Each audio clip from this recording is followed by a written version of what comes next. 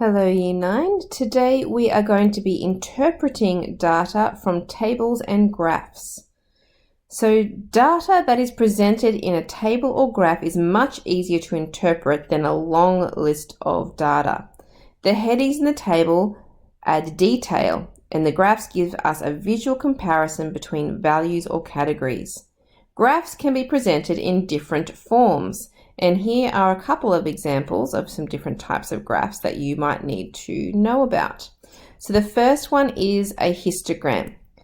So histograms are drawn so that the columns touch each other. So you see there's no gaps in between each of these columns. They are used to make sense of numerical data, which means we use numbers in them. So we've taken these scores, 1, 2, 2, 3, all those scores across there, and we've put them into the histogram. So for example, you can see that the 1 happens twice. So under a score of 1, we have a frequency of 2. That's what that means. A 2 happened 5 times. That's how you read off the information. The next type of graph we have is a column graph, which is very similar to the histogram, but you'll notice straight away that there are spaces between those columns. So it says over here, column graphs do include a space between the columns. They are used for categorical data. Now, so that is a big difference. Histograms are used for numerical. That means we use them for numbers, like these scores here. But categorical data means categories, as in different people's hair color, red, brown, blonde, and black. They are categories. So that's why we use a slightly different graph called a column graph. Other than that, though, we draw it the same way. Each of the heights of these columns tells me how many people had that hair color. So brown hair, there were 12 people who had brown hair. The next type of graph we have is a dot plot. Now it's easy to remember because in the title we have the word dot, and to draw the graph is to simply draw dots above the number. So each dot represents one score. So this across the bottom here tells us this graph is representing the hours spent on homework per week. So that means that there was one student, because there's one dot here, who did 9 hours of homework in a week. Or maybe if I look down here, for 1 hour of homework, there was 1, 2, 3, 4, 5 people who did 1 hour of homework per week. That's how you read the information off a dot plot. Pie chart or a sector chart, sector graph. We've probably seen these ones before. A pie chart uses slices to show relative sizes of data. So you can see by looking at that straight away that the biggest piece is this blue one over here, which means that people's favorite pets are a dog. So most people prefer dogs. Then the next biggest size one is a cat, or maybe the smallest wedge in that sector graph or the pie graph is for the people who like birds. Now you have to be careful whenever you are drawing a graph. You have to keep a lookout for misleading graphs. Sometimes in the media or newspapers, they will try to give you a graph going, look, this is a graph of our results, but they are deliberately trying to mislead you about the data that is in that. And the way that they can do that is with these 3 dot points here. So the first one is if they only show you part of the scale of the graph. So instead of starting their vertical axes at 0, for example, they might skip all the way up to, 1,000, making it look like the scores are much closer together, or much further apart, when they're actually not that different after all.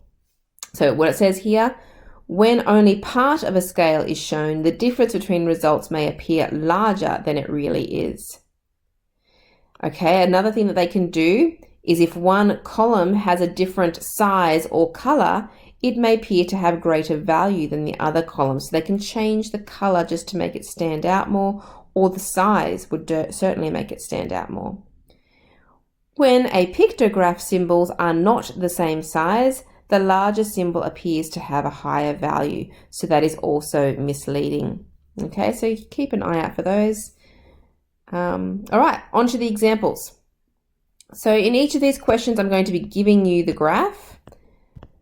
Your job is just to answer things based on the graph that you're given. So example number 1 says the following histogram shows the number of siblings that a group of people have. So on the bottom, this is the number of siblings. And on the vertical side, that is how many people had that many siblings. So there were 0 people, for example, who had no siblings. Sorry. There was not 0 people. The people that had no siblings, there was 10 people that had no siblings. There was 15 people that had 1 sibling. That's how we read that graph. So what are our questions? How many people surveyed had more than 6 siblings? So more than 6 means we don't want to just have 6. We want to have either 7, 8, 9, or 10 siblings, or 11 if it went higher than that. Now, for 7 siblings, there was only 1 person who had 7 siblings. There was 1 person who had 8 siblings. No one had 9. And there was 1 person that had 10 siblings. So that means that there was only 3 people. 3 people in that survey that had more than 6 siblings. The next question, part B, says, what was the total number of people surveyed? Now, to do that, we would have to add up each of those columns. We already know that this one was a 1, 1, and a 1. This next one, if I read off across here, that would be 3 people had 6 siblings. There were 5 people that had 5 siblings. 9 people that had 4 siblings. This column is 17. This column is 19. This one is 15. And this one is 10.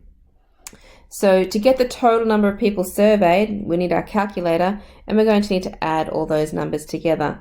So 10 plus 15 plus 19 plus 17 plus 9 plus 5 plus 3 plus 1 plus 1 plus 1 equals. So there was 81 people that were surveyed. Now I'm shrinking that down because we have some more questions on the next page. The part C says to calculate the mean. The mean is to sum up all of those scores and divide by how many there are. Now this is what I would consider a pretty tricky question, okay? We'll put a star next to that one because this is a pretty tricky one to do. What we need to do is each of those scores, we need to add them all up. But a 1 doesn't just we don't just go 0 plus 1 plus 2 plus 3. We don't just add those numbers up. Remember that each one of those happens many times. So a 0 happens 10 times, a 1 happens 15 times, a 2 happens 19 times. So the easiest way to do this, to work out the mean, remember mean has the symbol X with a bar above it, is to go 0 happens 10 times. So we go 0 times 10 plus the next column was a score of 1. It happens 15 times. Then we have a score of 2 that happens 19 times plus a score of 3 happens 17 times plus a score of 4 happens 9 times plus a score of 5 happens 5 times plus a 6 times by 3 times plus 7 times by 1. Oops, plus, not a times there. Plus an 8 times by 1 plus, now I could do 9 times by 0, but that's just going to be 0. I'm going to skip that one and go to the 10. 10 times by 1. Now that is pretty long thing there that we've got to calculate. And we now need to divide that by the total number of scores, the total number of people surveyed. Now we've actually already worked that out. That was the 81 that we worked out in the last question. Now that's a pretty long thing to type in your calculator, but it can be done. So big fraction, 0 times 10 plus 1 times 15 plus 2 times 19 plus 3 times 17 plus 4 times 9 plus 5 times 5 plus 6 times 3 plus 7 times 1 plus 7 times, oh, not 7, 8 times 1 plus 10 times 1. Now that all has to be divided by the number 81. So there it is. So just be very careful typing it in. Press the SD button to get it as a decimal, and that is I'm going to round that to 1 decimal place, so 2.6. So that tells us, looking at that graph, that on average, people have approximately 2.6 siblings. So between 2 and 3 siblings is what most people would have. Part D, which score will be the middle score? Determine the median is what that's saying. Now again, this is also a pretty tricky thing to do, putting a star next to it, because normally what we like to do is we like to cross off our scores from the beginning and the end.